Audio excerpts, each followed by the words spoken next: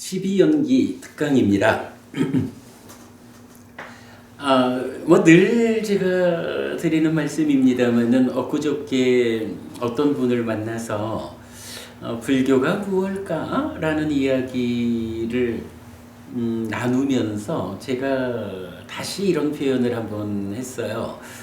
그랬더니 정말 그 공부 많은 분인데 불교를 이렇게 보는 것이 적절하지 않을까라는 말에 대해서 아주 깊이 공감을 받았어요. 이런 이야기죠. 제가 늘 하는 말씀입니다. 불교는 사는 이야기다.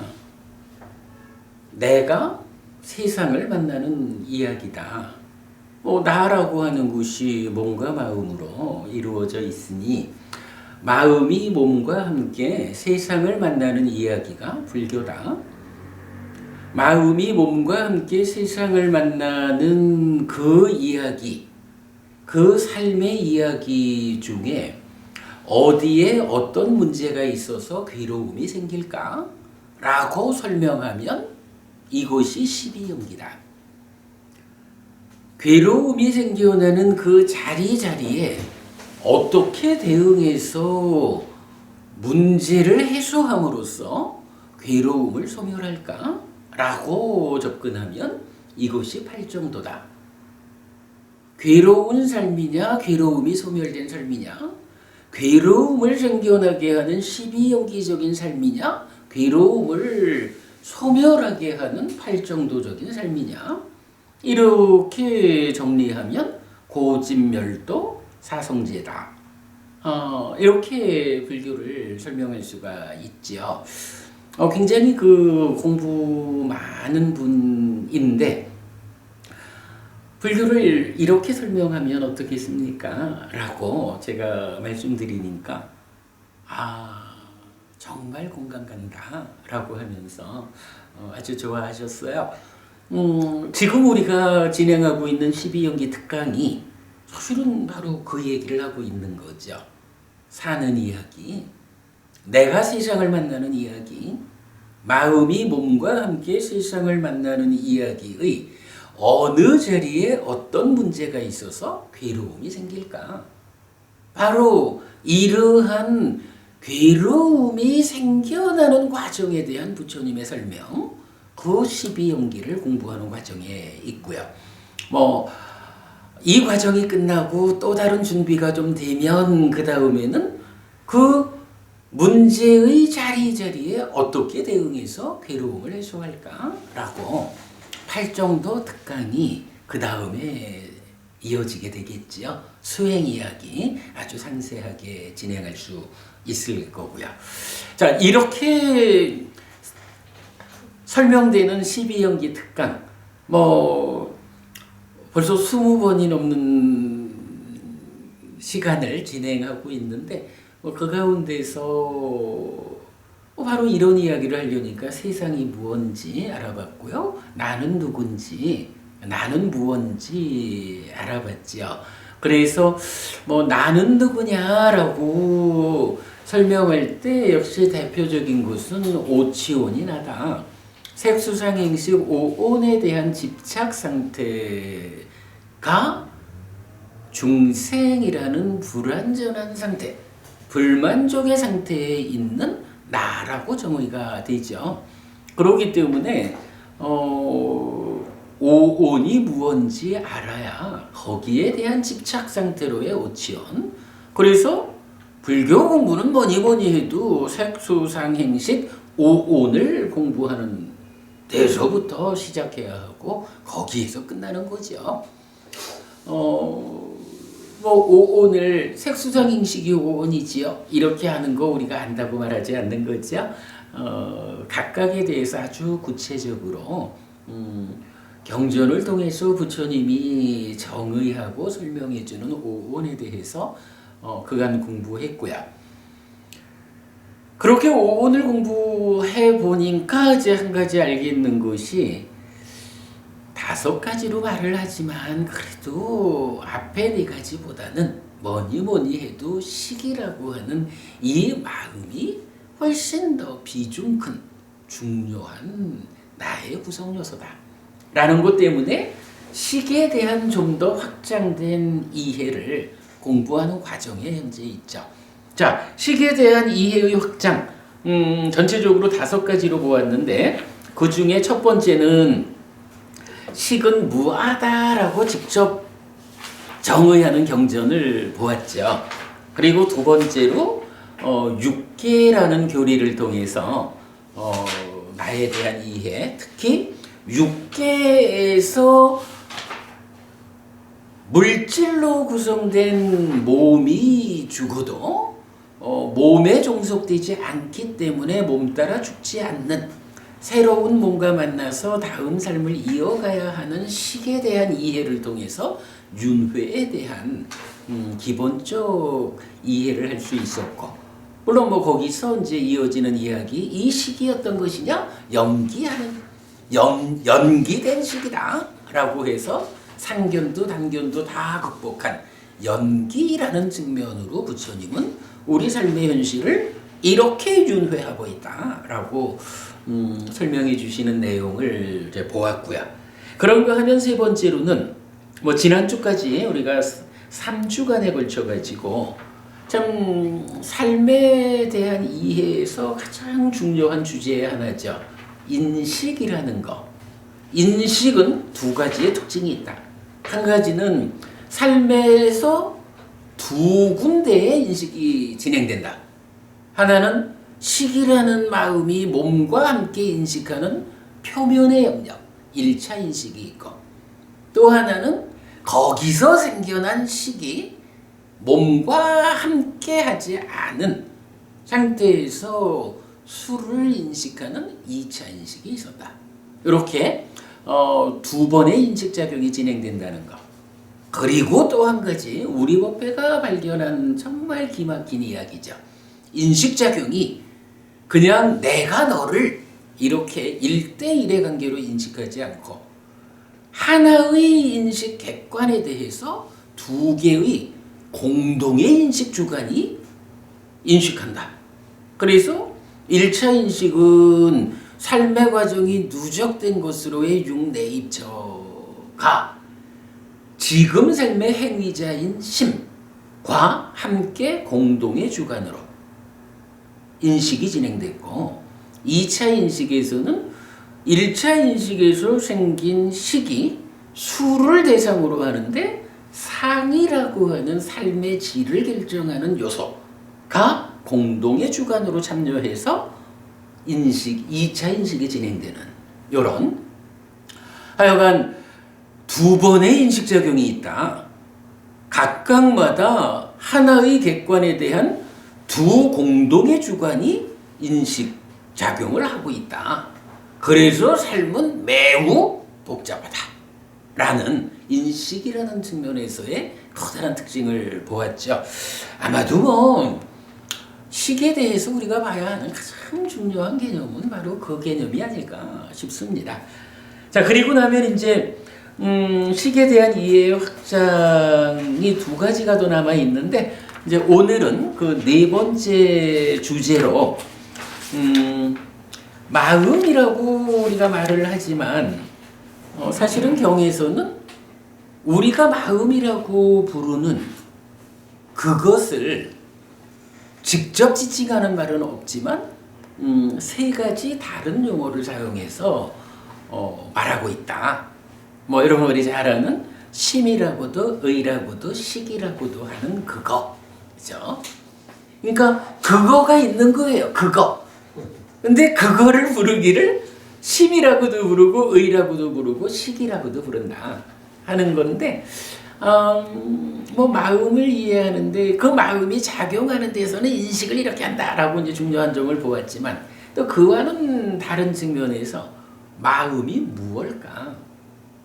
사실은 명부부님 불교 신자뿐만 아니겠죠? 세상에 좀 철학적으로 삶을 보려는 사람들의 뭐 공통된 주제가 사실 그거 아니겠어요? 마음이 무엇일까?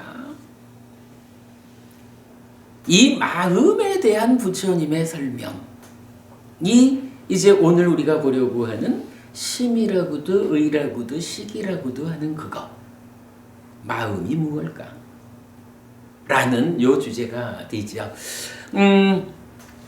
사실은 이제 지난 몇 년 법회를 통해서 제가 이 주제를 제법 여러 번 설법을 했어요. 그런데 요번 12연기 특강 관계로 이제 이 교재를 만들 때 그래도 뭐 여러 해 우리가 이제 공부가 됐으니까 요번 정리는 그동안의 심의식에 대한 설법보다 훨씬 좀 잘 정리를 한 것 같아요. 그래서 이 주제도 오늘 한번 그냥 제가 그 칠판에 적어가면서 설명하는 과정 하는 것보다 요번에는 이 교재를 좀 쭉 읽어서 심의식에 대한 경전적 이해를 교재를 통해서 오늘 하고 다음 법회에서 이 교재에 근거해가지고 제가 좀 재미있게 심의식을 설명하는 요렇게 진행을 하면 좋겠다라고 생각을 했습니다. 예, 뭐 그렇게 이제 오늘 공부 주제를 좀 소개했고요.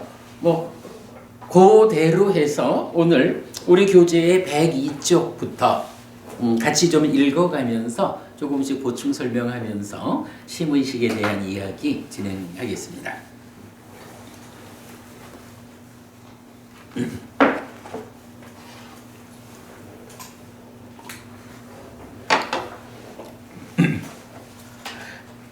(102쪽입니다) 4. 심의식의 이해, 어떤 조건들에 의한 마음의 배분. 디가니까야 1번 법망경 일부 영속의 주장에서 어떤 사문 바라문들은 이렇게 말합니다.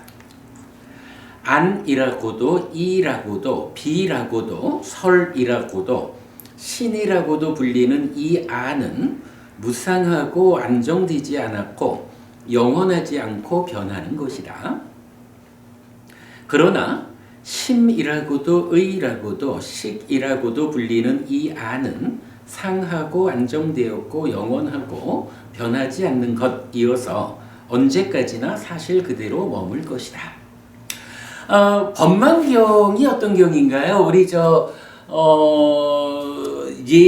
62가지로 사땡견해를 소개하는 경이잖아요. 사실은 이제 어떤 그 외도들이 따라오면서 부처님에 대해서 뭐 스승과 제자 두 사람이 오면서 스승은 부처님을 막 비난하고 제자는 부처님을 막 칭송하고 뭐 이렇게 이제 시작하는 경인데 그 가운데에서 이제 부처님이 글쎄 사람들은 계를 잘 지키는 이렇게 훌륭한 계를 지키는 분이라고 열애를 칭송하지만 그런 칭송은 사실은 별 칭송 아니다. 열애를 정말로 칭송하는 방법은 이런 것이다 라고 하면서 이 세상에 뭐 나는 세상은 이런 존재의 본질의 영역에 대해서 설명하는 많은 주장들이 있다는 거죠. 그 많은 주장들을 포괄적으로 하면 하여간 62가지가 있는 거예요. 과거에 대해서 주장하는 18가지가 있고 미래에 중심을 두고 주장하는 44가지 이래가지고 62가지가 있는데 부처님은 이렇게 62가지로 모아져 분류될 수 있는 이러한 견해들이 사실은 다 사실이 아니다. 세상에 어떤 견해가 있어도 다 이렇게 챙겨보면 요 62가지 안에 들어가는데 사실은 이 62가지가 다 사실이 아니고 열애를 칭송하는 정말 방법은 부처님은 이렇게 나와 세상에 대해서 삿땡겨내, 즉 바르게 해석하지 못한 주장들의 오류를 지적하고 참으로 나는 무엇고 세상은 무엇냐. 이게 우리 깨달음 설명할 때도 나오는 거잖아요. 나와 세상이라는 이 존재에 대한 완전한 해석을 한 분으로의 부처님 깨달음. 이렇게 세상의 부족한, 완전하지 못한 존재에 대한 해석의 오류를 지적하고 온전한 해석을 세우는 이런 부분으로 나를 칭송하는 것이 올바른 칭송이다. 이렇게 설해지는 경전이 법만경이에요. 그러니까 디가니까야 첫 번째 경이죠. 굉장히 중요한 경이지요. 그런데 이제 그 경 중에 보면 과거와 관련해서 그 주장하는 18가지 중에 한 가지, 4가지를 포함해서 이제 그 일부 영속하는, 그러니까 나하고 세상하고가 있는데 이 보면 일부는 아뜨만이요 지속하는 본질인 거고 일부는 아뜨만 아니래서 무상한 거예요. 요렇게 주장하는 사람들이 있다는 거죠. 근데 이제 그렇게 주장하는 사람, 물론 부처님에 의해서 이것은 잘 본 게 아니라 라고 해서 이제 부정되는 거죠. 그런데 지금 우리가 공부하려는 심의식과 관련해서 중요한 정보 하나를 요 부분 법만경의 일부 영속의 주장에서 말해주고 있다는 거예요. 자, 그런 이해 가운데 요 얘기를 한번 보겠습니다. 이게 사실 말이 재밌어요. 안이라고도 이라고도 비라고도 설이라고도 신이라고도 불리는 이 안은 이랬거든요.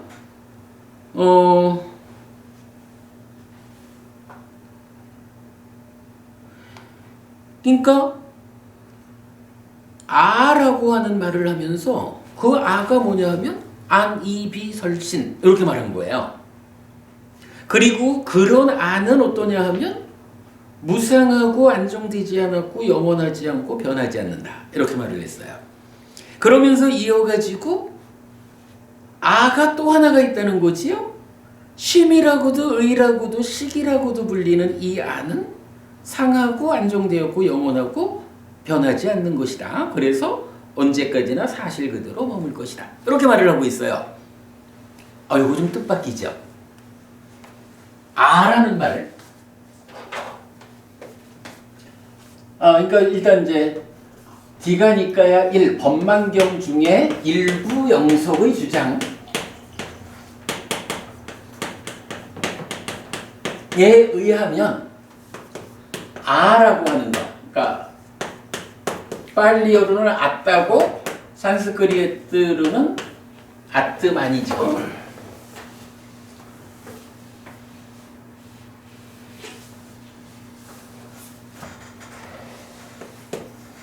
아딴, 아뜨만.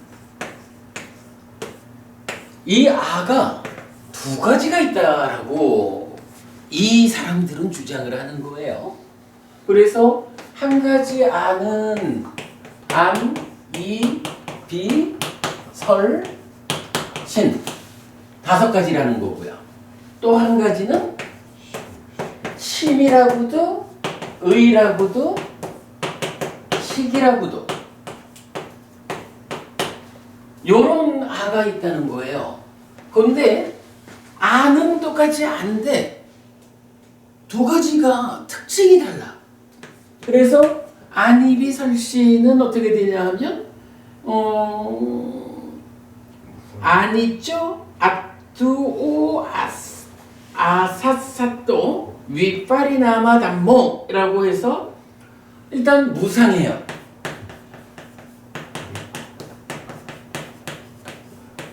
그리고 안정되지 않고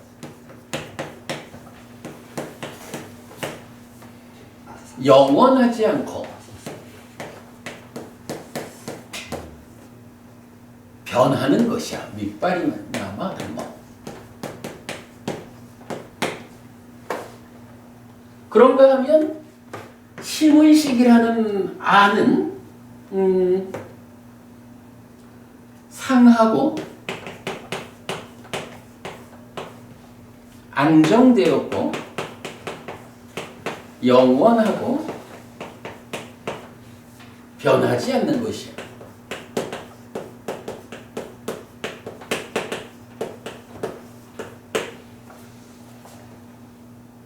이게 그간 잘못 보던 거예요. 아라고 하는 것이 있다. 아딴, 아뜨만, 나라고 하는 것이 있는 안이비설신. 여기에 지금 의가 안 들어가 있어요. 의 없이 그냥 안이비설신이거든. 따지면 몸의 영역을 말하는 거겠죠. 그러면서 심의식 이렇게 놓는데 이 두 가지가 뭐 따지면 이런 거 아닐까요? 요게 여기에서 안이비설신의, 그러니까 요 의가 여기로 들어가주면 이게 육네이처잖아요. 그러니까 육네이처를 놓고 안이비설신의가 있는데 그 중에 안이비설신 5가지는 무상하고 안정되지 않고 영원하지 않고 변하는 거예요. 그런데 그 내면에 의라는 것이 있어서 상하고 안정되고 영원하고 변하지 않는 건데 그 의를 심이라고도 식이라고도 해. 이런 얘기가 되는 거죠. 아라고 하는, 그러니까 아뜨만이라고 하는 한 가지를 이렇게 표현하자면 안이비설신의 육네이처인데 그 중에 의네이처, 의라고 하는 것은 심이라고도 의라고도 식이라고도 하는 마음 그건데 따지면 요거 뭐예요? 이게 이제 우리가 보통 말하는 상나가정이라는 아뜨만의 특성을 갖는 요런 이야기죠. 뭐 표현은 좀 다르지만 상하고 변하지 않는 거니까 상아 이렇게 되고 뭐 나머지 건 뒤에 따르는 걸로 해서 상나가정이에요. 그런가 하면 마음이라는 거는 그렇게 눈, 귀, 코, 여, 몸의 내면에 있으면서 이런 상나가정의 특성을 가지는 아뜨만이고 그 표면에 존재하는 몸의 영역에 속하는 안이비설신 요 5가지는 표현하자면 무상고 무아 이거 되겠죠? 하여간 표현의 방법의 차이는 있지만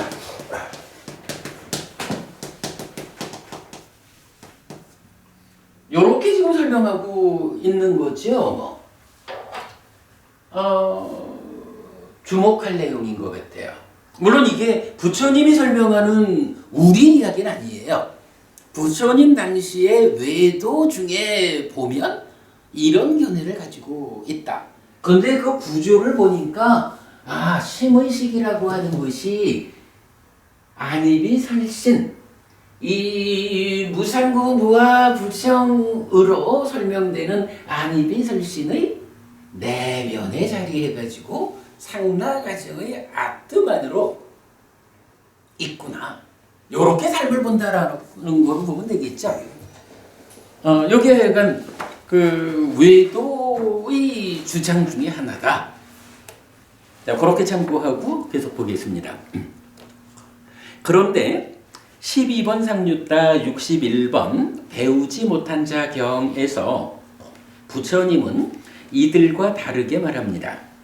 몸은 오히려 얼마의 기간 동안이라도 지속되지만 심이라고도 의라고도 식이라고도 불리는 이것은 큰 숲에서 돌아다니는 원숭이가 가지를 옮겨 잡듯이 잠시간에 생겨나고 소멸하는 것이어서 상하고 안정되었고 영원하고 변하지 않는 것이어서 언제까지나 사실 그대로 머물 것이라고 보아서는 안 된다는 것입니다.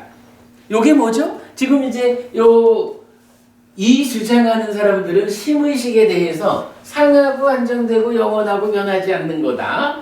그래서 언제까지나 사실 그대로 머물 것이다. 이렇게 주장을 하는데 부처님은 뭐라고 하셨느냐 하면 심이라고도 의라고도 식이라고도 하는 이거는 비유하자면 숲에서 돌아다니는 원숭이가 요쪽 자꾸는 쭉 가가지고 요쪽 자꾸 이렇게 이제 옮겨가는 타잔과 같은 그런 식으로 이제 지속적으로 대상을 바꿔잡는 뭐 고려하면서 잠시간에 생겨나고 소멸하는 것이다 이거죠. 그러니까 마음 자체를 이렇게 상하다 변하지 않는 것이다 이렇게 보지 않고 잠시간에 생겨나고 소멸하는 것이기 때문에 이 사람들이 주장하는 대로 심의식을 상하고 안정되고 영원하고 변하지 않는 것이어서 언제까지나 사실 그대로 머물 것이라고 그렇게 보아서는 안 된다. 그거 심의식이라는 이 마음을 잘못 보는 거다. 이렇게 제가 적은 거죠. 자, 경을 직접 보겠습니다. 비구들이요, 배우지 못한 범부는 사대로 구성된 이 몸에 대해 염오하려고도 하고 이탐하려고도 하고 해탈하려고도 할 것이다. 그 원인은 무엇인가? 비구들이여, 사대로 구성된 이 몸에게는 쌓임도 감소도 붙잡음도 놓음도 있다. 그래서 거기서 배우지 못한 범부는 염오하려고도 하고 이탐하려고도 하고 해탈하려고도 할 것이다. 그러나 비구들이여, 심이라고도 의라고도 식이라고도 불리는 이것에 대해 배우지 못한 범부는 잘 염오하지 못하고 잘 이탐하지 못하고 잘 해탈하지 못한다.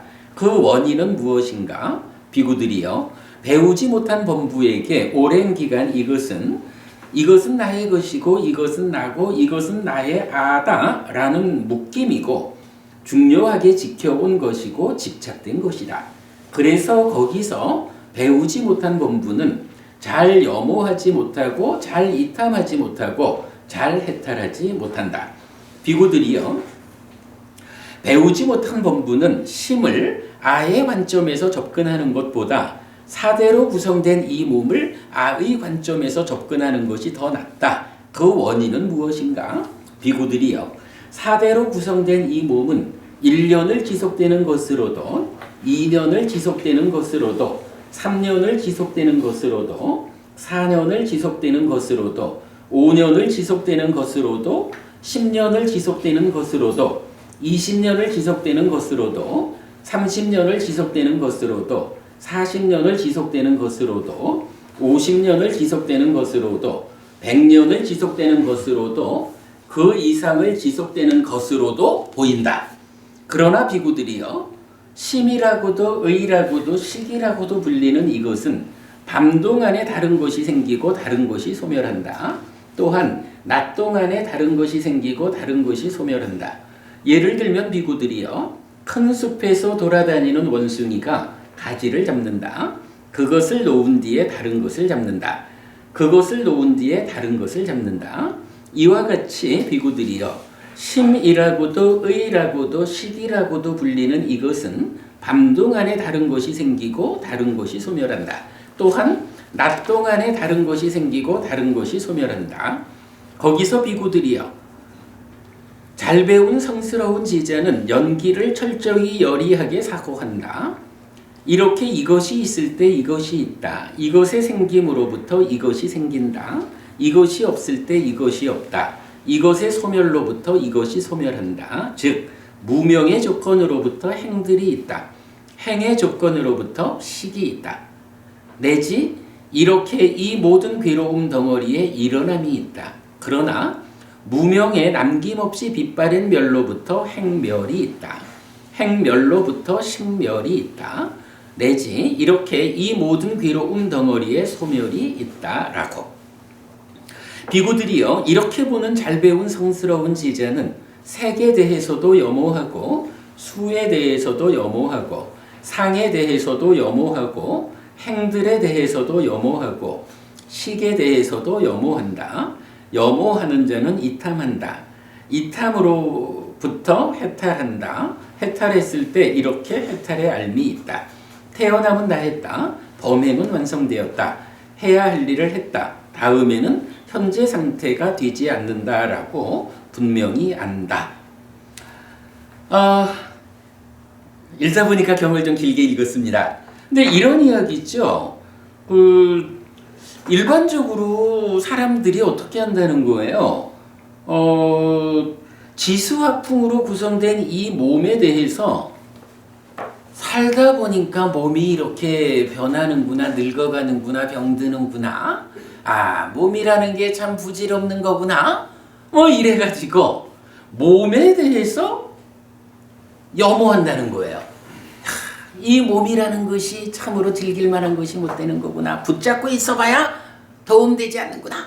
이래가지고 염오하는 거예요. 그리고 이탐하고 그럼으로써 해탈해야겠다라고 몸과 마음으로 구성된 나를 놓고 몸이라는 것이 이렇게 늙고 병들고 죽어가는 과정에 대해서 참으로 그렇구나 해서 염오, 이탐, 소멸의 과정, 해탈 이렇게 생각을 한다는 거예요. 그런데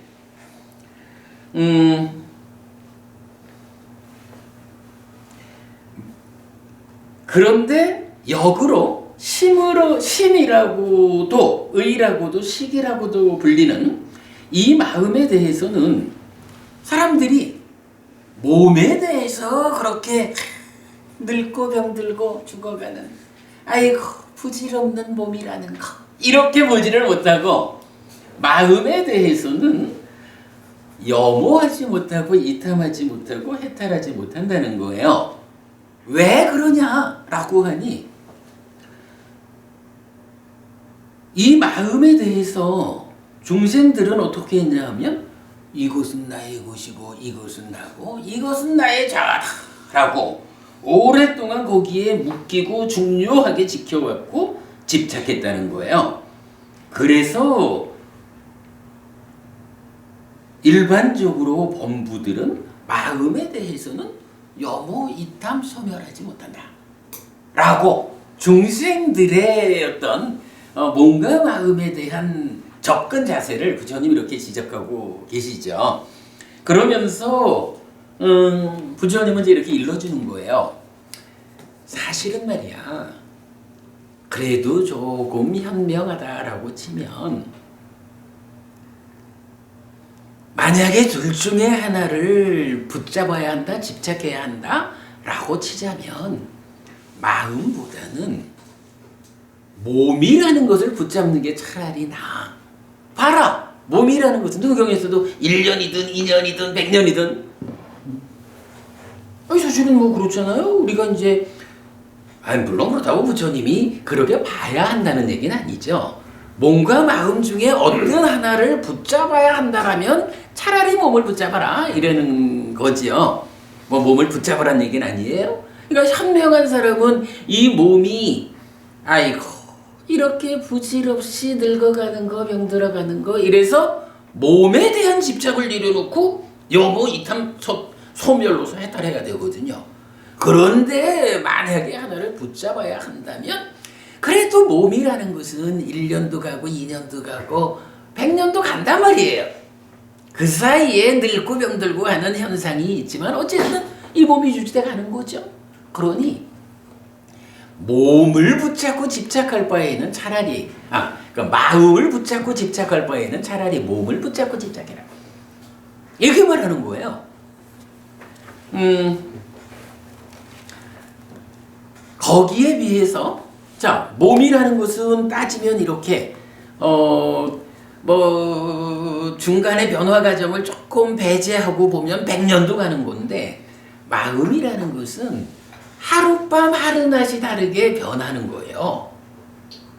어리석은 자는 마음이 변한다라는 걸 보지 못하고는 이 마음을 어떻게 해요? 오랫동안 나의 것이고 나고 나의 아여라고 묶이고 집착해 있죠.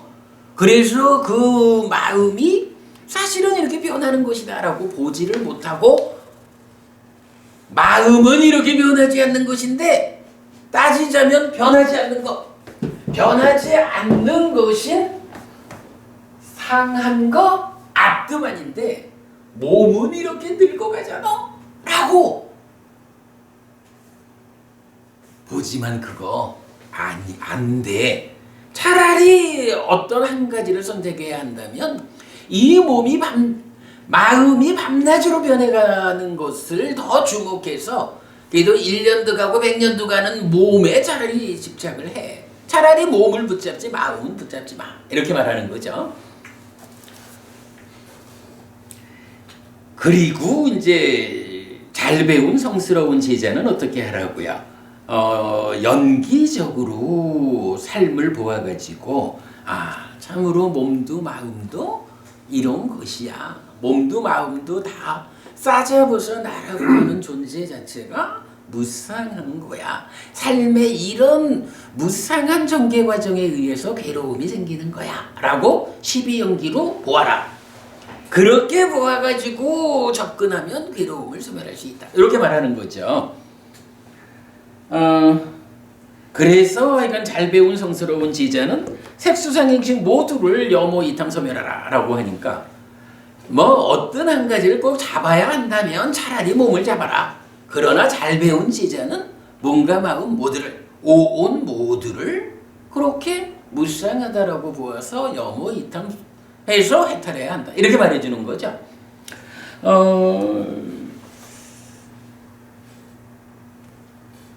그런 거예요.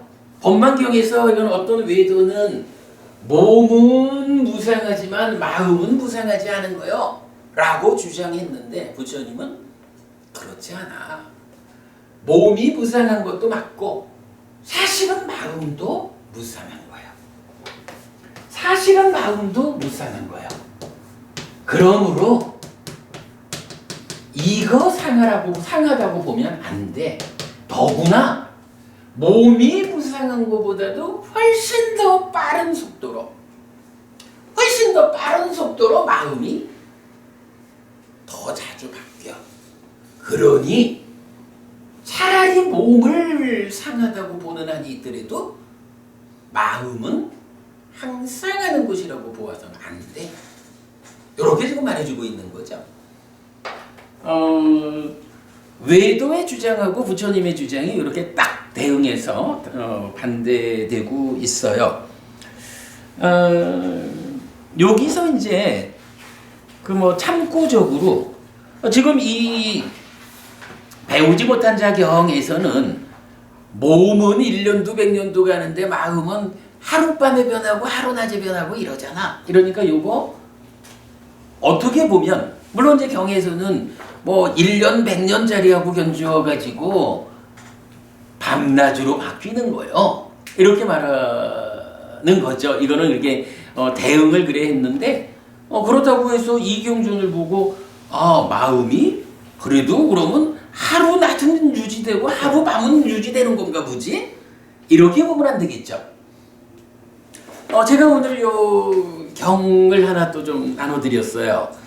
이 경은 앙구따라 니까야 하나의 모음에서 뭐 세 번째 품부터 다섯째 품까지 30개의 경전이에요.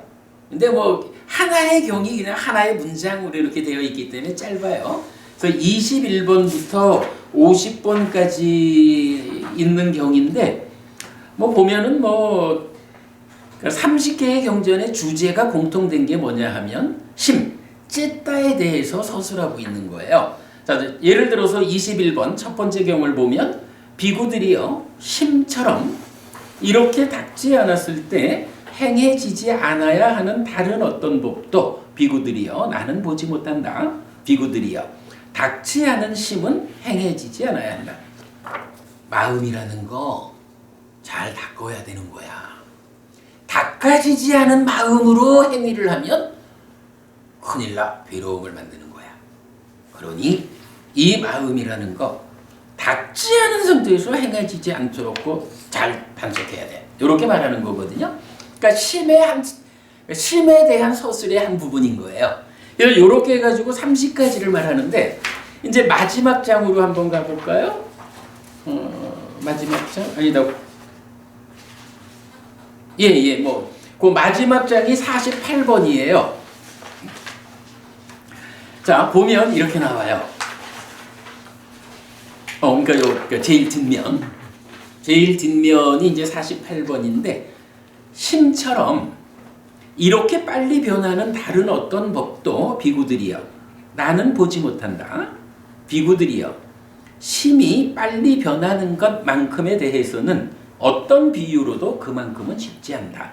제가 직역을 해가지고 조금 좀 어색함은 있지만 의미를 명확히 드러내기 위해서 제가 좀 이렇게 직역을 해봤어요.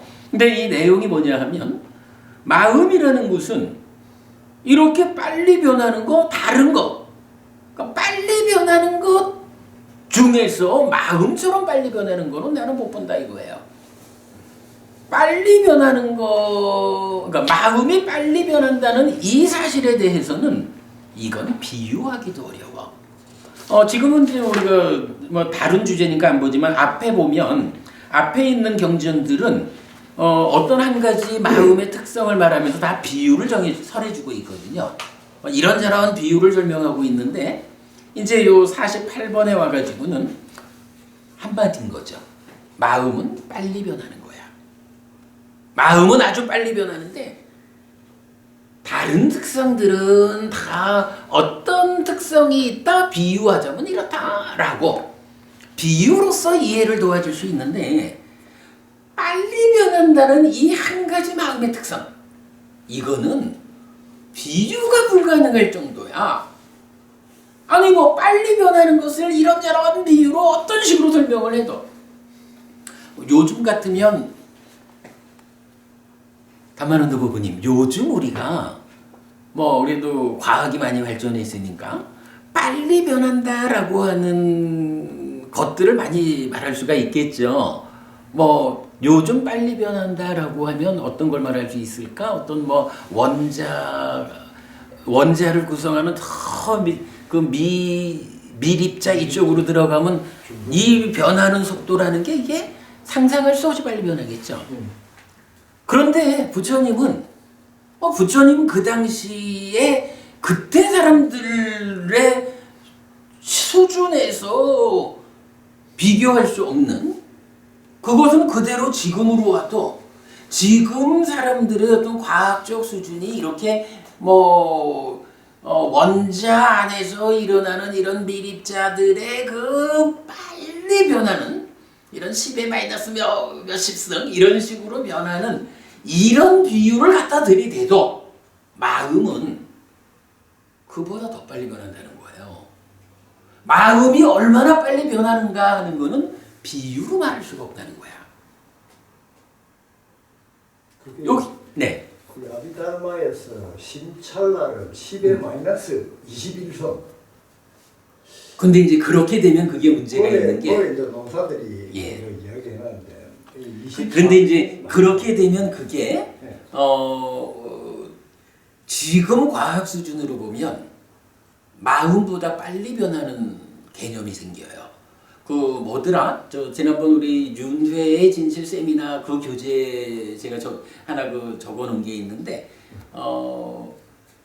가장 작은 시간 단위가 10의 마이너스 41승인가 이래 되는 게 있어요. 현재 과학적인 어떤 그러면 동양에서는 24승이 마지막이에요.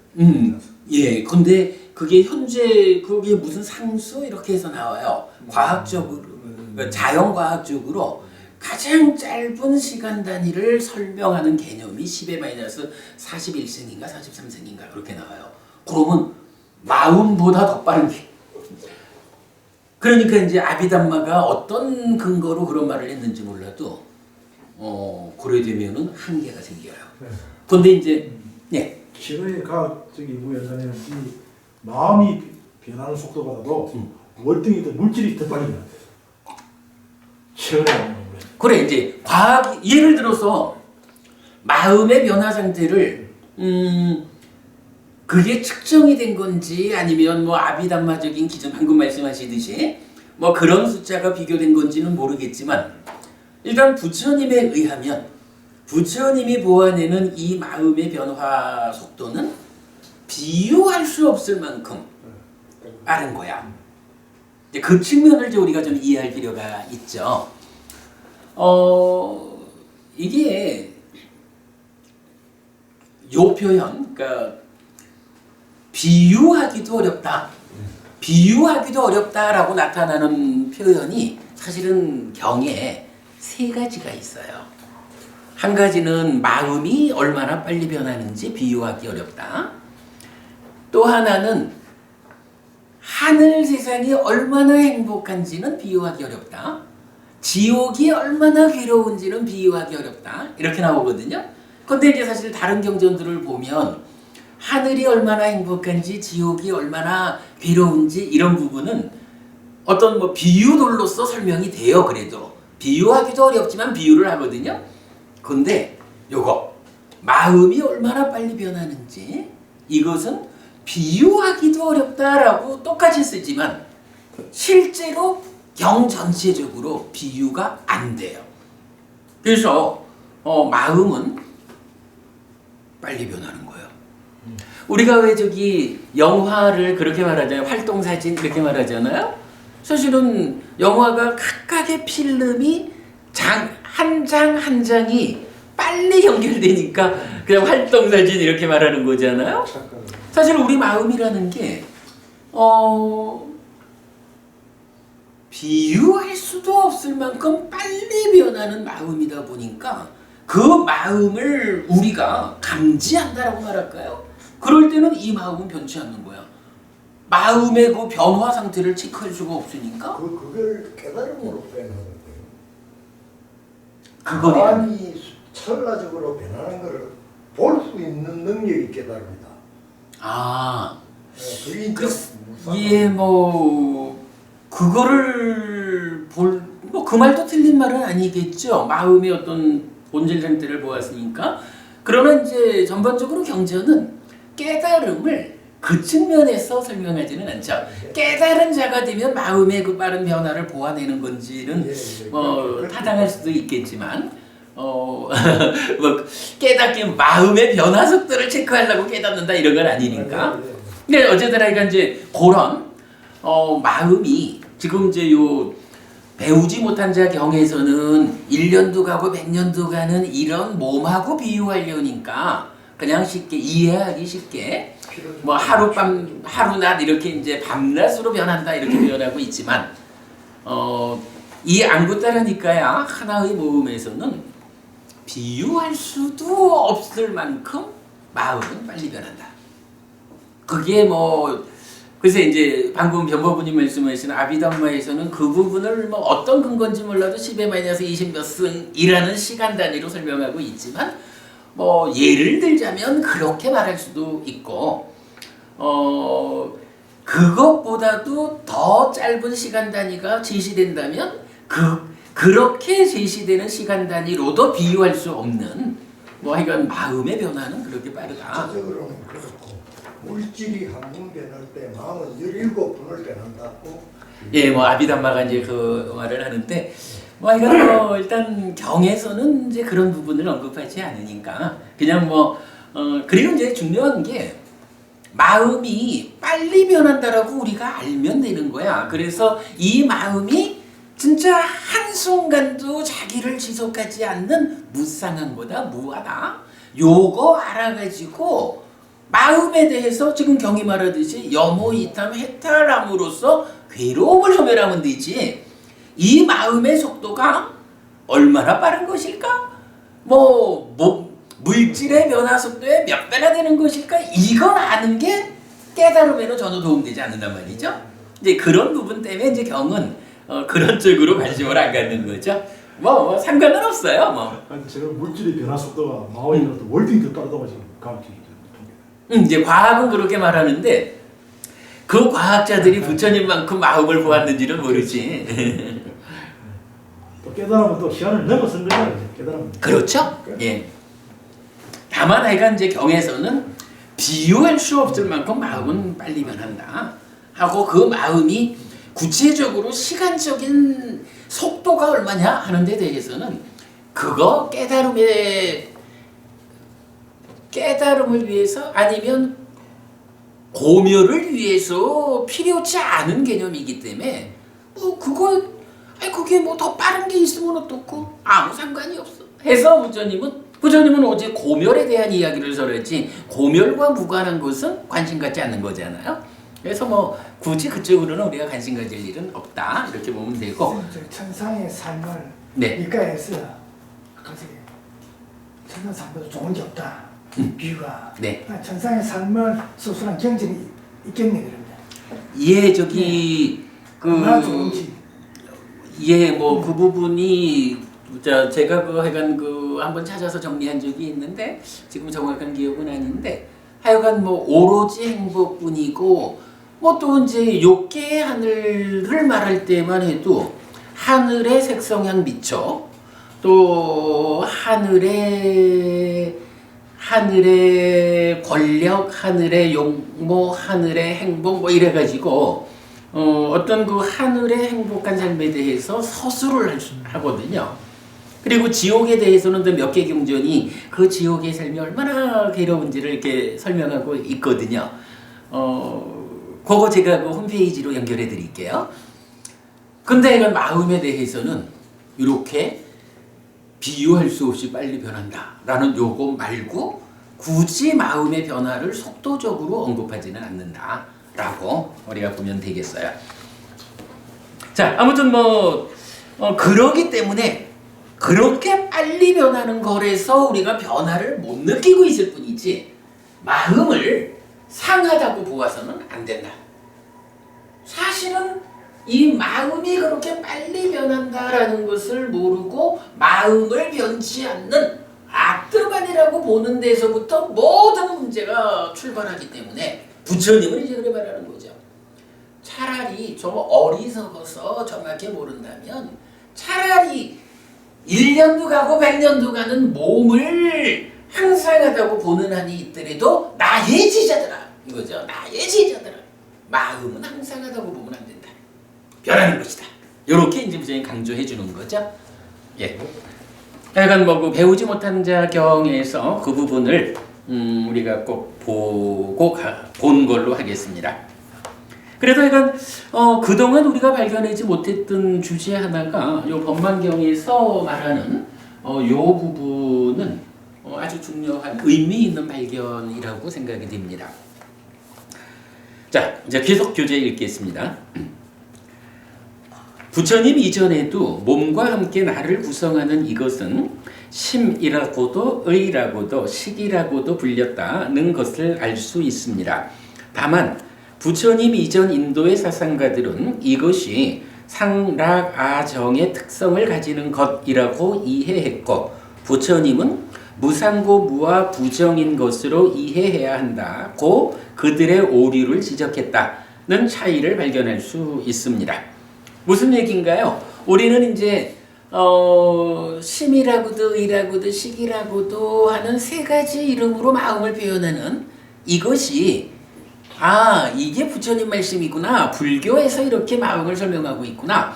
이렇게 이제 쉽게 이해할 수가 있죠.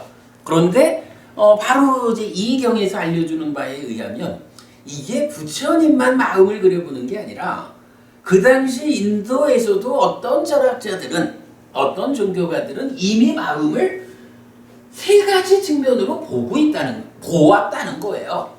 다만 그들은 그러니까 무상과 무아라고 하는 세상의 이치를 모르다 보니까 이 심이라고도 의라고도 식이라고 하는 이 마음을 항상한 것으로 상락아정인 것으로 잘못 보고 있었다. 왜냐하면 부처님이 출현하기 이전에는 무상고 무아 부정이라는 이 이치가 알려지지 않은 거니까요. 이제 그렇게 이제 차이점을 우리가 보자라고 적은 거고요. 그 다음에 그런데 이 사상가들도 심과 의와 식을 같은 것으로 보지는 않았던 것 같습니다. 심이라고도 의라고도 식이라고도 불리는 이 아와 상대되는 것으로 안이라고도 이라고도 비라고도 설이라고도 신이라고도 불리는 이 아를 말하는데 일반적으로 말하는 마음과 몸입니다. 몸을 구성하는 안 내지 신이 제각각 차별적인 것이듯이 마음을 서술하는 심의식도 제각각 차별적인 것으로 이해하였다는 것입니다. 이런 이해 위에서 안 내지 신이 모두 제각각 무상하고 안정되지 않았고 영원하지 않고 변하는 것인데 비해 심과 의와 식은 모두 제각각 상하고 안정되었고 영원하고 변하지 않는 것이고 언제까지나 사실 그대로 머무는 것이라고 이해하였던 것 같습니다. 이건 지금 계속 말씀드린 내용입니다. 어쨌든 불교 이전의 사상가들은 몸의 영역에서 드러나는 안이비설신 이것도 난데 무상한 거고 의라는 마음의 부분 거기는 항상한 건데 심이라고도 의라고도 식이라고도 세 가지 이름으로 불렸구나 라고 이해하고 있었다라는 거죠. 저는 근데 사실 이제 요 글을 쓰고 어제 읽으면서 사실 이제 좀 그런 생각은 좀 했어요. 불교 안에 이제 오랜 오해가 뭔가요? 심행은 상수라고 해서 이 심이 상과 소의 과정에서 생겨나는 것이다라고 부처님이 설명하고 있잖아요. 그런데 오랜 세월 어떻게 됐나요? 상과 소가 심을 만든다라는 이 부처님의 가르침을 심의 작용이 상과 소다라고 거꾸로 풀어가지고 거꾸로 푸는 그 일을 통해서 이제 어떤 일이 생겨나요? 심이라는 이 마음이 어떻게 생겨나는 것인지가 정의되지 않은 거죠. 달리 말하면 생겨나는 조건관계가 설명되지 않는다라는 것은 어쩌면 이 마음을 아트만으로 보았다라고 우리가 이해할 수도 있는 거거든요. 사실은 부타고사 스님이 그 심행은 상수를 거꾸로 풀어낸 데에서부터 발생한 많은 문제의 중심에는 결국은 이 찌따를 아트만화하는 경향이라고 봐야 되죠. 그런데 이제 그런 과정이 지금 딱 요 경우와 같은 거예요. 지금 이런 일부 영속을 주장하는 사상가들은 심의식에 대해서는 이거 아트만이요, 상라가적인 거요, 이렇게 주장하고 있잖아요. 만약에 이런 주장에 공감하는 입장에서 심행은 상수 이런 교리를 보면 항상한 것인 심이 상수에 의해서 생겨난다고 볼 수는 없잖아요. 생겨날 수 없는 거니까 그 방향을 심의 작용이 상수다 이렇게 봐야 했든 그렇게 해도 우리가 좀 연결되는 것은 아닐까라고 의심해 볼 수 있다. 자화도 스님이 그 앞에 바라본 사자라는 예, 제가 정확히는 모르지만 제가 들은 바에 의하면은 불교의 비구가 되기 이전에 바라문이었던 걸로 제가 들어 알고 있어요. 그래서 지금 그런 부분이 좀 보였어요. 그래서 하여간 저는 요 주장에 대해서 우리가 좀 발견하게 된 것은 굉장히 의미가 있다라고 생각을 합니다. 자, 그 다음에 계속 읽어볼게요. 부처님도 몸의 영역을 구성하는 것들의 개별성과 마음의 영역을 구성하는 것들의 개별성에 대해서는 그들과 같은 시각을 가진 것 같습니다.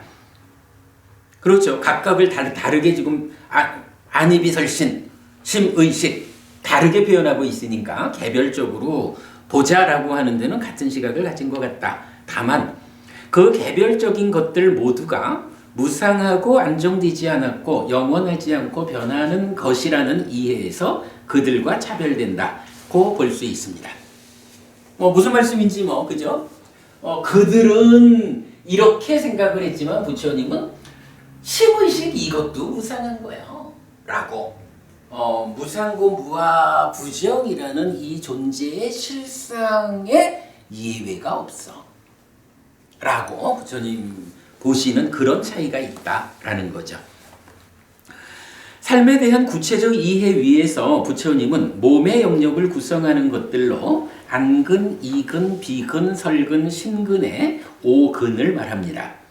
이것은 안, 이, 비, 설, 신과는 다른 것인데 세상, 즉 색성향 및 촉과의 접점으로의 역할이라는 조건에 의한 몸의 배분입니다. 그리고 몸과 상대되는 것으로의 마음의 영역을 구성하는 것들로서 심과 의와 식이 말해지는 것인데 어떤 조건들에 의한 마음의 배분이라고 해야 합니다.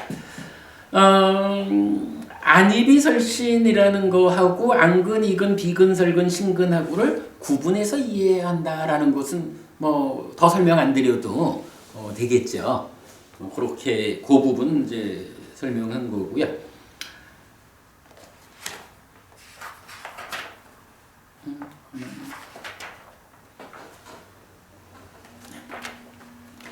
심의식의 이해는 바로 이런 배분을 필요로 하는 조건들의 측면을 설명하는 것이라고 할 수 있습니다.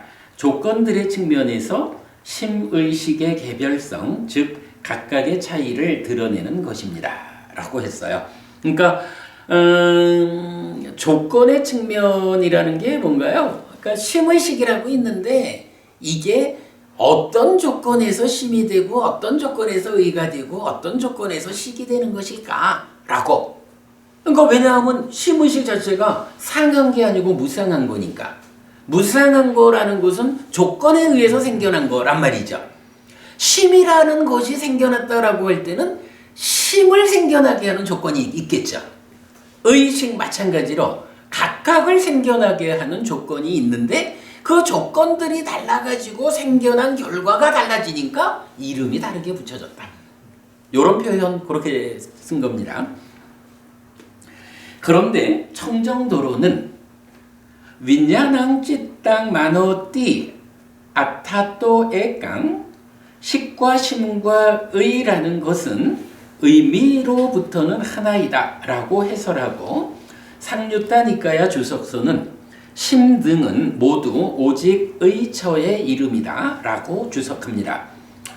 요 청정도론의 해당 부분 읽어보면 위스디마카 14 칸다 니테소 윈야나 칸다 카타 라는 데서 이제 이렇게 나오죠. 인식의 특성을 가지는 것은 무엇이든지 모두 한 가지로 만들어진 뒤에 식온으로 알려져야 한다고 말해졌다. 무엇이 인식의 특성을 가지는 식인가? 도반이여. 인식한다고 해서 식이라고 불린다라고 말해졌다. 식과 심과 의라는 것은 의미로부터는 하나이다. 그런 이것은 인식의 특성을 가지는 것에 의해 성품으로부터 한 종류이고 생겨남의 영향에 의해 유익한 것과 무익한 것 그리고 무기인 것의 삼중으로 되어 있다. 무슨 말인지 잘 모르겠지만 하여간 이렇게 지금 청정도론이 식이라는 그러니까 인식하는 자로서의 식과 관련해서 심의식을 중요한 우리가 볼 때는 그렇지 식과 심과 의라는 것은 의미로부터는 하나다라고 하면서 생겨남의 영향에 따라서 유익한 것이다, 무익한 것이다, 무기인 것이다 라고 유익, 무익 이 측면에서 어떤 구분 그건 이제 각각이다 그렇게 유익할 수도 무익할 수도 이렇게 말하는 거겠죠. 그러면서 심과 의와 식이라는 이 세 가지 마음이 우리가 앞에서 말하는 각각의 조건에 따라서 개별적으로 존재 상황의 이름 이 부분은 언급이 안 되는 거죠. 그러니까 이런 차이를 지금 보여주고 있는 거죠. 그리고 이어가지고 상류자니까야 니다나와까 아타카타에서 이제 12번 상류자 인연품의 주석서에서는 이렇게 말을 해요.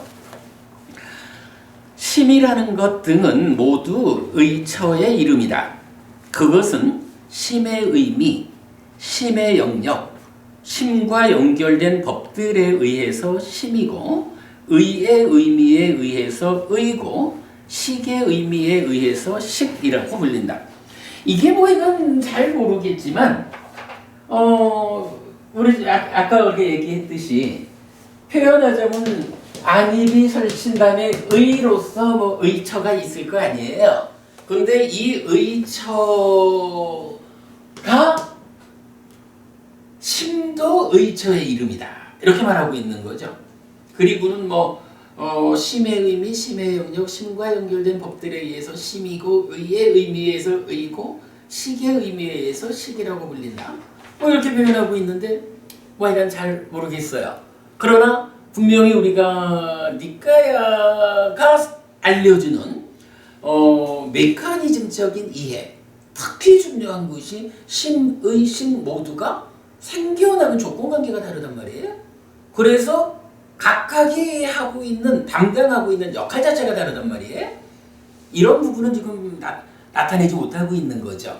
그러니까 이게 뭐냐 하면 결국 청정도론도 상류자니까야 주석서도 의라고 하는 한 가지 자리에 놓고 심의식은 결국은 하나야. 의미로서 하나인데 그걸 뭐 이게 좀 다르게 표현하는 이런 식으로 지금 설명하고 있지.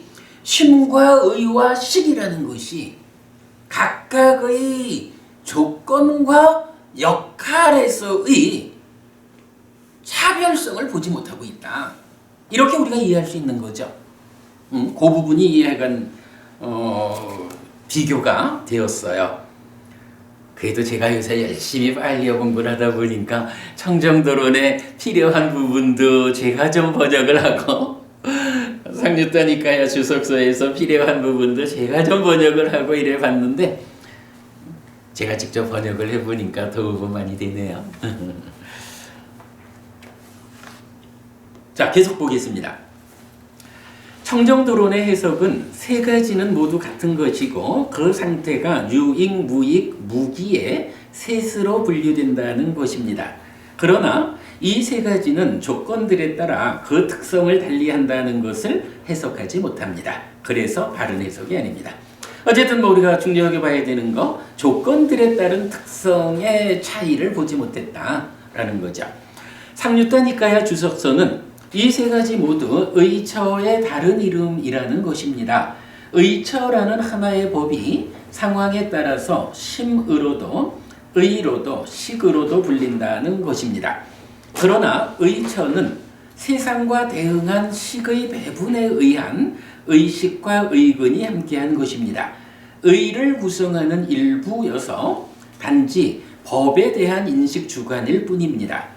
의를 구성하는 일부일 뿐인 의처를 본체로 간주하여 심의식의 이름을 붙인다는 것은 잘못된 해석입니다. 사실은 이제 이게 이런 면인 거죠. 우리가 삶을 설명하자면 아마도 가장 중요한 해석이 우리 삶은요, 마음이 몸과 함께 인식하고 행위하는 표면의 영역이 있습니다. 그런가 하면 물론 마음은 몸과 서로 조건되기 때문에 몸을 떠나서 밖으로 유체에 있다 이래야 할 수는 없는 거죠. 그러나 몸과 함께하는 가운데의 그 인식과 행위의 작용 측면에서는 삶의 저 심오한 영역에 가면 인식작용을 몸과 함께 하지 않고 식혼자 하고 행위를 몸과 함께 하지 않고 찌따 혼자 하고 요런 몸과 함께 하지 않은 저 내면의 깊은 영역이 있다. 그럴 때에 의처라고 말한 이 의라고 하는 것은 표면의 영역에서 몸과 함께 인식할 때는 의처 이렇게 말하면 되죠. 사실은 의가 거기에만 있는 것도 아니죠. 의업이라고 해서 몸과 함께 행위하는 의도 있거든요. 이거를 의처와 의업의 자리를 같이 말하는 것은 좀 곤란해요. 이게 물론 찬다를 통해서 연결되어 오기는 하지만, 그러나 그와는 별개로 몸과 함께하지 않기 때문에 의라고 불리지 않고 식 자체로서 인식하고 심 자체로서 행위하는 따까라고 하는 우리 내면의 깊은 영역, 가래의 형성 또는 자기화 과정, 이 안에서는 의라는 이름으로 인식하고 행위하는 게 아니란 말이에요. 거기서는 분명히 식이라는 이름으로 인식하고 심이라는 이름으로 행위하잖아요. 표면으로 올라오면 심이 몸과 함께 행위하니까 의라는 이름으로 의업을 짓고, 식이 몸과 함께 인식하니까 의라는 이름으로 인식을 하고, 이런 거죠. 이런 우리 삶의 표면적인 영역과 저 깊은 심오한, 사실은 부처님 깨달음의 자리는 어디에 있어요? 이 표면의 영역에서 부처님 깨달음이 있는 게 아니잖아요. 우리가 결국 깨달음의 과정은 뭐 금방 이제 그 경에서도 나왔지만 염호이탐 소멸, 염호이탐 해탈에 의해 가지고 깨닫는 거잖아요. 그 염호이탐 소멸 또는 해탈의 과정이 어디에서 이루어져요? 바로 몸과 함께 하지 않는 인식과 행위의 영역. 의라는 이름으로 불리지 않고 식과 심이라는 이름으로 인식하는 식, 행위하는 심. 그 내면의 영역에서 염호이탐 소멸의 과정을 통해서 깨달음이 실현되는 거잖아요. 그런데 지금 그런 모두를 의처라는 자리에 고정하고 어떻게 표현한다라고 하면 가르침의 본질을 놓쳤다, 이렇게 말해야 되겠죠. 청정도론에서 그런 문제, 그리고 상유타니카야 주석서가 이런 문제, 심의식이라는 이 마음의 측면에서는 분명한 이런 문제가 보였다, 대두되었다라는 것을 분명히 말할 수 있겠습니다. 이런 설명 위에 심의식에 대해서는 몇 가지 측면의 검토가 필요합니다. 1. A라고도 B라고도 C라고도 불리는 그것이라는 문장의 의미. 사실은 이제 이 부분은 이제 다음 수업에 제가 좀 7부 안에 막 그려가면서 설명하면서 이래 좀 말씀드릴 건데, 오늘은 그냥 교재를 쭉 읽어보는 것으로 하겠습니다. A라고도 B라고도 C라고도 불리는 그것은 A는 B는 C를 의미하는 표현입니다. 그것에게 세 가지 이름이 있어서 셋 중 어떤 것으로 부르던 모두 같은 그것을 지칭하는 것입니다. 예를 들면 친구라고도 벗이라고도 동무라고도 불리는 그 사람들입니다. 둘 이상의 그 사람들은 친구라 부르든 벗이라 부르든 동무라 부르든 모두 비슷한 또래로서 서로 친하게 사귀는 사람들을 의미하는 말인 것입니다. 그죠? 저기 내가 내 친구 한 명을 저 내 친구요? 나의 벗이요? 나의 동무요? 어떤 이름으로 부르든 그가 달라지지 않잖아요. 왜냐하면 이 친구라 하든 벗이라 하든 동무라 하든 이거는 그야말로 동의어거든요. 그래서 친구라고도 벗이라고도 동무라고도 불리는 그 사람들, 요렇게 표현하는 것을 말하자면 A라고도 B라고도 C라고도 하는 그것, 요렇게 표현을 하면 맞는 거죠.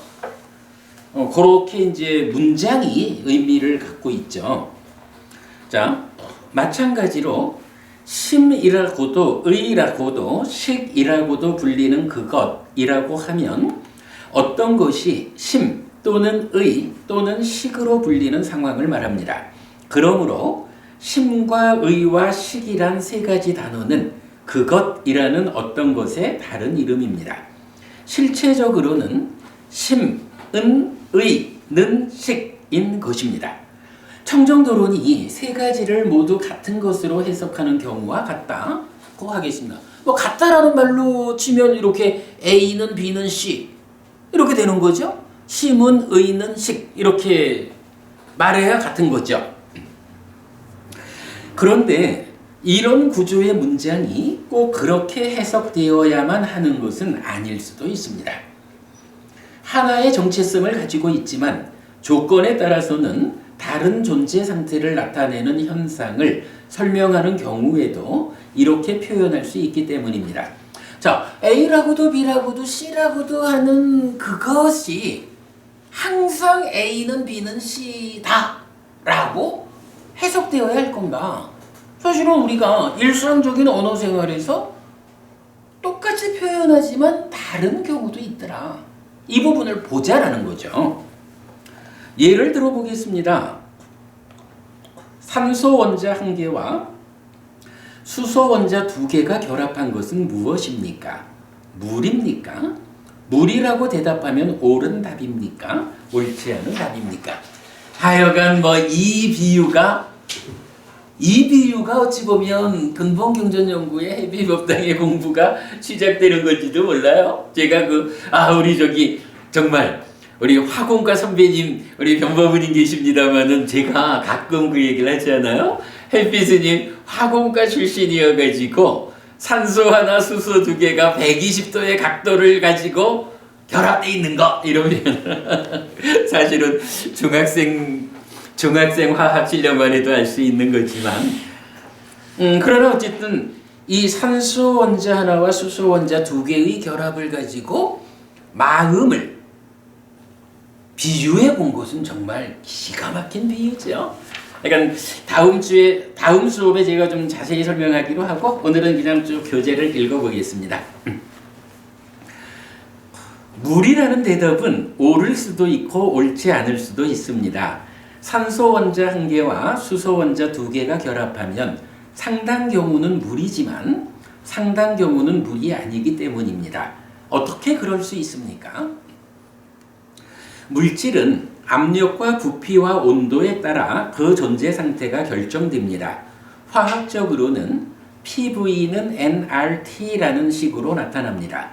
이때 P는 압력, V는 부피, T는 온도입니다. 그래서 각각의 물질들이 가지는 고유한 값인 nR에 압력과 부피와 온도가 어떻게 제공되는가에 따라 그 존재 상태가 결정됩니다.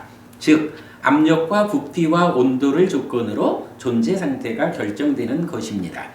말하자면 산소 원자 1개와 수소 원자 2개가 결합한 것은 압력과 부피와 온도가 어떤 값으로 작용하는지에 따라 얼음일 수도 물일 수도 수증기일 수도 있는 것입니다.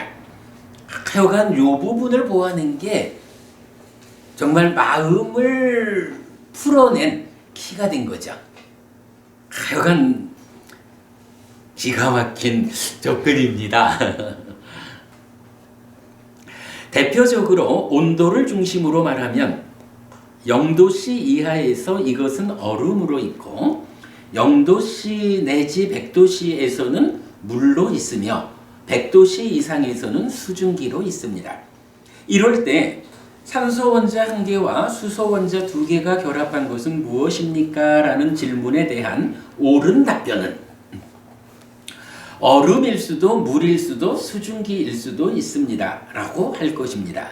그리고 이런 존재 상태를 다르게 표현하면 얼음이라고도 물이라고도 수증기라고도 불리는 이것 H2O가 됩니다. 그러니까 그대로죠. 심이라고도 의라고도 식이라고도 부르는 그것하고 얼음이라고도 물이라고도 수증기라고도 불리는 그것 H2O 똑같은 거죠. 그래서 우리가 심이라고도 의라고도 식이라고도 하는 그것을 심과 의와 식이 이퀄 관계로 성립되어야 한다라고 당연히 거기에 당연함을 부여할 이유가 없는 거죠. 네, 이 부분 본 게 정말 기가 막히다고 저는 생각합니다. 진짜 이게 마음을 해석한 출발이죠. 이게 니까야를 해석하게 된 근본 자리라고 우리가 봐야죠. 뭐 마음을 해석하지 못하고 정말로 마음을 심과 의와 식을 동의어라고 이해하고 니까야를 봐가지고 니까야가 해석이 되겠냐고요. 12연기가 설명이 되냐고요. 그런데 얼음이라고도 물이라고도 수증기라고도 불리는 이것 H2O라는 표현이 얼음은 물은 수증기를 의미하는 것입니까? 그렇지 않습니다. 만약 그렇게 이해하는 사람이 있다면 참으로 어리석은 사람이라고 할 것입니다. 얼음과 물과 수증기가 다른 것인 줄 알지 못하고 살아가는 어리석음입니다. 그죠? 아무리 H2O라고 해도 그게 얼음으로 존재하는 것과 물로 존재하는 것과 수증기로 존재하는 현상적 차이를 인정하지 않고 삶을 살 수가 없죠. 조건에 따른 현상적 존재 상태를 바르게 알지 못하면 관리 활용의 측면에서 문제가 야기될 것입니다. 예를 들면 얼음이 필요한 사람이 얼음이기 위한 조건을 몰라서 물처럼 관리한다면, 즉 얼음은 냉동실에 넣어야 되잖아요. 냉동실에 넣지 않으면 그런 얘기죠. 얼음의 용도에 맞게 활용할 수 없고, 수증기의 안전한 관리 수칙을 모르면 사고를 초래하여 화상을 입게 되는 등 관리 활용의 부적절에 의한 불만족을 초래하게 되는 것입니다. 그래서 A라고도 B라고도 C라고도 하는 이것이란 문장의 의미는 어느 경우에 해당하는지 신중하게 판단하고 해석해야 합니다. 신중합시다. 물론 이런 대답은 이어지는 질문을 초래합니다. 어떤 경우에 얼음이고 어떤 경우에 물이고 어떤 경우에 수증기입니까? 라고. 그러면 다시 대답해야 합니다. 온도가 0도씨 이하이면 얼음이고 0도씨에서 100도씨이면 물이며 100도씨 이상이면 수증기입니다. 라고. 그러므로 산소 원자 1개와 수소 원자 2개가 결합한 것은 무엇입니까? 라는 질문에 대한 현명한 대답은 이제 중요한 표현이죠. 온도를 조건으로, 요거 온도를 조건으로 얼음일 수도 물일 수도 수증기일 수도 있습니다. 온도가 0도씨 이하이면 얼음이고 0도씨 내지 100도씨이면 물이며 100도씨 이상이면 수증기입니다. 가 될 것이고, 줄여서 말하면 온도를 조건으로 0도씨 이하이면 얼음이고 0도씨 내지 100도씨이면 물이며 100도씨 이상이면 수증기입니다가 됩니다. 가만. 이게 뭘 줄인 거지? 온도를 조건으로?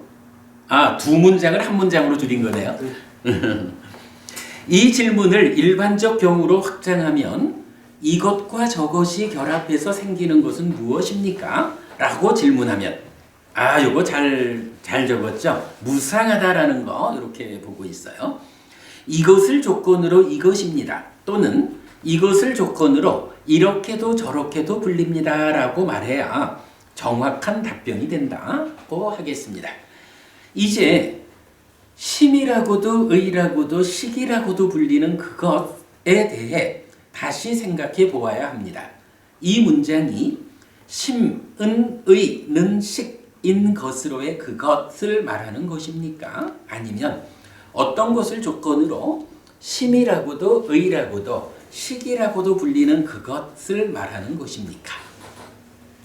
경은 전반적으로 후자의 경우를 말해주고 있습니다. 심의식 각각의 생겨남의 조건, 역할의 조건 등에 따라 다른 존재 상태를 지시하는 것입니다. 그래서 심은 의는 식으로 마음을 이해하지 않아야 합니다. 마음은 어떤 것, 무언가를 조건으로 심이라고도 의라고도 식이라고도 불리는 그것입니다. 다만 삶의 심오함 때문에 그 조건관계를 한두 마디의 말로써 나타낼 수 없는 현실 때문에 부처님으로서도 심이라고도 의라고도 식이라고도 불리는 그것이라고 말해야 했을 것입니다. 현명한 자의 이해의 영역이라고 할 것입니다. 이런 점에서 청정도론의 해석은 옳지 않습니다. 자, 여기서 이제 제가 이 표현 부처님으로서도 그렇게 말해야 했을 것이다. 요거는 무슨 의미냐 하면, 자, 나라는 존재를 말하자면 몸과 마음이잖아요. 이때 질문할 수 있죠. 몸이란 무엇입니까? 마음이란 무엇입니까? 이런 질문을 받으면, 근데 부처님은 이렇게 설명을 하신 거죠. 몸이라는 것은 이런 것이요 라고 하나의 문장으로 정의를 해줘요. 그래서 몸은 지수화풍 4대로 된 거고, 4대로 구성된 거고, 부모에게서 생긴 거고, 내지 이러이러해서 나중에 죽으면 다른 생명의 먹이가 되는 것이고 라고 몸은 하나의 문장으로 부처님이 정의를 해준다고요. 그런데 우리가 부처님한테 부처님 마음이 뭐죠? 라고 질문을 했다 치면 부처님은 마음에 대해서 몸처럼 하나의 문장으로 답하지 않는다는 거예요. 왜 부처님이 마음을 하나의 문장으로 답하지 않을까요? 마음은 이게 아주 복잡한 거거든요. 마음은 부처님이 마음을 몰라서 하나의 문장으로 말하지 않는 게 아니고, 마음은 하나의 문장으로 표현될 수 있는 물질인 몸처럼 단순한 게 아니란 말이에요. 마음이 무엇인가 라고 설명하려면 다양한 측면으로 설명해야만 마음의 본 모습을 알려줄 수 있기 때문에 하나의 문장으로 나타낼 수가 없어요. 그러다 보니까 부처님은 그 마음이 무엇냐에 대한 대표적인 표현으로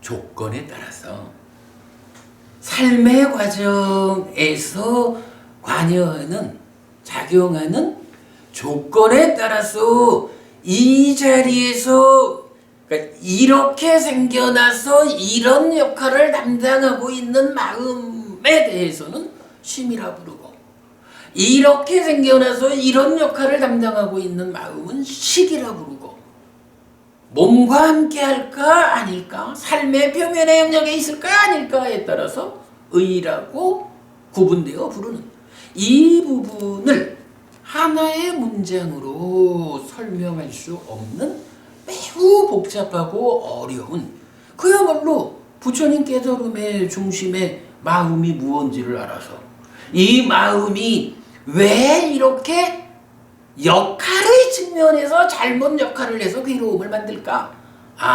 생겨나는 과정이 잘못되어 가지고 잘못 생겨났기 때문에 잘못된 역할을 해서 괴로움을 만든다. 여기서 역할이라는 게 인식하고 행위하는 거잖아요. 그러니 그 생겨나는 과정이 어떤 과정으로 생겨나길래 잘못된 과정이 돼서 잘못된 마음을 만들어서 괴로움을 만드는 것일까? 이런 부분을 총체적으로 설명할 수 있어야 이게 마음을 아는 거잖아요. 그렇게 마음을 알아야 우리가 필요로 하는 결론은 하나죠.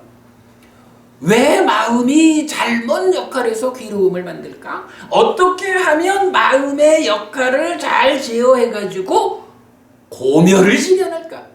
그걸 알려니까 마음이 생겨나는 그 조건관계를 들여다봐가지고 식이 생겨나는 데는 이렇게 욕탐이라는 것이 문제로 작용하고 있구나. 욕탐을 제어해야 하는구나.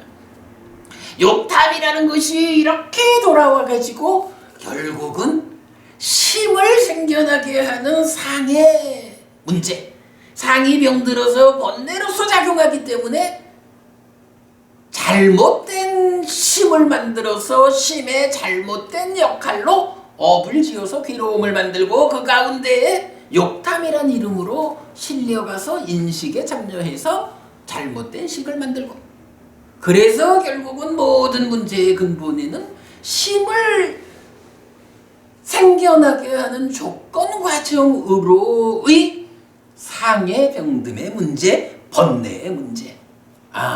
이 번뇌라고 하는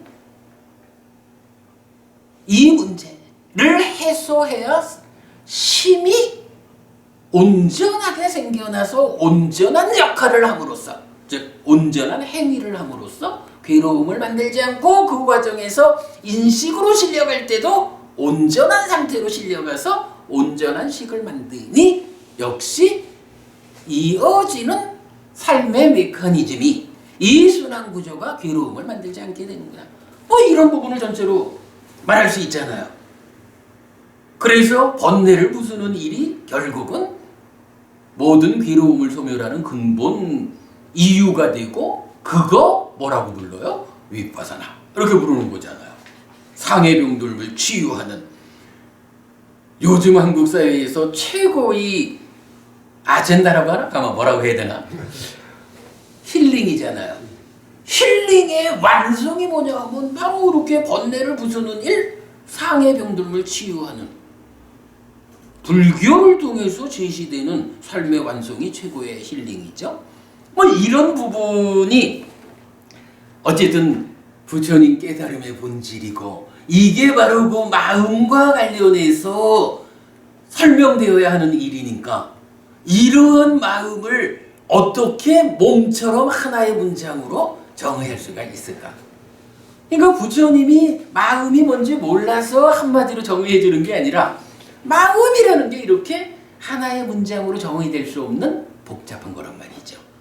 어려운 거란 말이죠. 그러기 때문에 부처님은 대표적으로는 우리가 복원의 그러니까 의미를 가져보면 조건에 따라서 심이라고도 의라고도 식이라고도 불리우는 이거. 우리 마음이라는 것은 이런 조건과 역할에 따라 가지고 심이라고도 의라고도 식이라고도 세 가지 이름으로 불린다 라는 요 하나를 대표적으로 제시해주고 있는 거고요. 거기에 따라서 이제 어떤 역할, 어떤 조건이 있을까라는 것을 공부에 들어가는 과정에서 우리도 부처님이 설명하는 마음의 그러니까 마음을 해석할 수 있다. 오직 니까야에서 답을 찾을 수 있다. 이런 부분이 이제 마음에 대한 공부죠. 깨달음의 공부죠. 자, 오늘 사실은 제가요. 우리 오늘 낮 시간에 진리와 관련한 공부를 하면서 꼬박 2시간을 사실은 좀 중요한 공부를 했죠. 제가 낮 시간에 에너지를 많이 썼나 봐. 지금 조금 힘들어요. 그래서 오늘은 여기까지만 하는 게 좋겠어요. 시간도 9시가 됐고. 자, 심의식에 대한 이야기, 교재의 앞에 절반 보았는데, 그래도 마음을 이해하는 어떤 좀 도움되는 시간이 되었을 것 같습니다. 자, 오늘 공부 여기까지 하고 다음 수업에서 이어가겠습니다. 수고하셨습니다.